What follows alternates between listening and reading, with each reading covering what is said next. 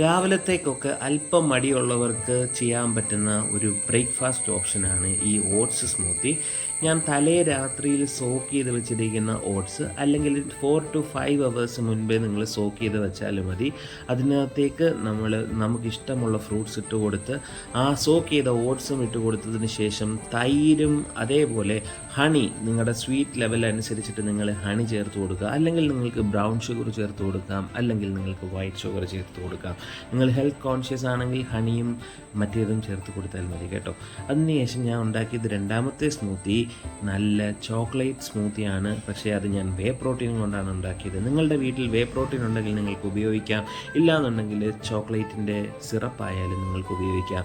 അതാണ് ഞാൻ പറഞ്ഞത്. ഹെൽത്ത് കോൺഷ്യസ് ആണെങ്കിൽ നിങ്ങൾക്ക് ഇതിൽ വേ പ്രോട്ടീനാണ് ഏറ്റവും നല്ലത്. ഞാൻ ഐസൊലേറ്റ് ആണ് ഞാൻ ഉപയോഗിച്ചത്. സ്മൂത്തി നല്ലതും രണ്ടായിട്ട് കിടുവായിട്ട് വന്നിട്ടുണ്ടായിരുന്നു. എന്നിട്ട് ഞാൻ അതിൻ്റെ മേളിൽ ചിയാ സീഡ്സ് ടോപ്പ് ചെയ്തിട്ട് ഞാനത് അങ്ങോട്ട് രണ്ടും കൂടെ ഞാൻ ടേസ്റ്റ് ചെയ്ത് നോക്കി.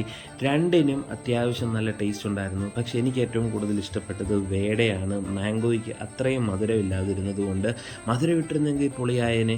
പക്ഷേ എനിക്ക് വേ പ്രോട്ടീനാണ് കുറച്ചുകൂടെ താല്പര്യമായത്. കാരണം അത്യാവശ്യത്തിന് ഒരു മധുരം കയറി വന്ന് ഞാനത് ഹണി ഒഴിച്ചിട്ടുമില്ല. പക്ഷേ മറ്റേ മാംഗോയ്ക്കകത്ത് ഹണി ഒഴിച്ചിട്ടും എനിക്കിഷ്ടപ്പെട്ടത് ഈ വേ പ്രോട്ടീനാണ്. നിങ്ങൾക്കും തീർച്ചയായിട്ടും ഒരു ബ്രേക്ക്ഫാസ്റ്റ് ഓപ്ഷനായിട്ട് ട്രൈ ചെയ്യാം. അപ്പോൾ അടുത്ത വീഡിയോയിൽ കാണുന്നവരെ എല്ലാവർക്കും ബൈ.